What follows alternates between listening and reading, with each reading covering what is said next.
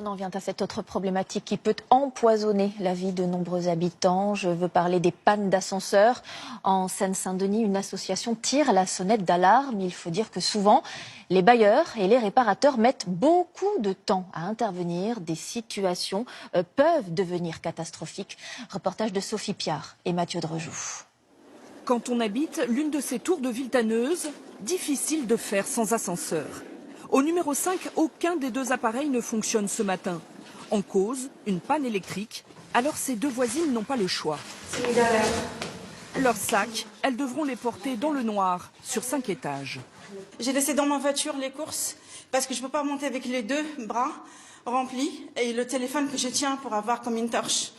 Cette habitante du 11e étage fait une pause à mi-parcours. Moi j'y arrive, je ne peux plus quand j'arrive en haut. J'ai tout essoufflé.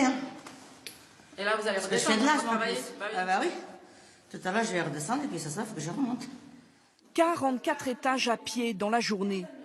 En moyenne, un ascenseur tombe en panne 3 fois par an. Ici, c'est souvent plus. Autre commune, même galère. Depuis 2 ans et demi, l'association Plus sans ascenseur fait pression sur les bailleurs sociaux. J'ai même été coincé il n'y a pas longtemps. Vous habitez à quel étage? Au 12e, tout en haut, tout là-haut, tout là-haut. Certains bailleurs estiment que les habitants seraient responsables de dégradation ou de mauvais usage. L'association parle plutôt d'appareils mal entretenus et sous-dimensionnés. Pour moi ça va, mais pour ma femme déjà avec la poussette...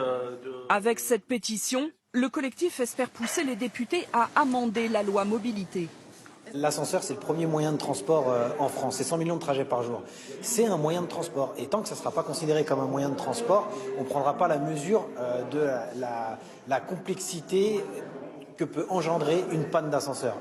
Ici, chacun a une histoire sur son ascenseur. Celle de Vincent à Saint-Ouen est dramatique. Il y a 5 ans, la cabine s'est écrasée depuis le 8e étage. On se demande si on va arriver en bas. Depuis, il se déplace à l'aide de béquilles et a dû renoncer à son emploi dans la restauration. On avait quand même des enfants en bas âge avec nous, donc ça aurait pu être une catastrophe. C'est pas normal ce qui se passe. Je vais pas incriminer personne, mais bon, il y a bien un souci. Un appareil ne tombe pas comme ça en panne régulièrement et ne tombe pas de 8 étages sans raison. Aujourd'hui, un ascenseur sur 3 n'est pas aux normes. Le parc français est l'un des plus vieux d'Europe.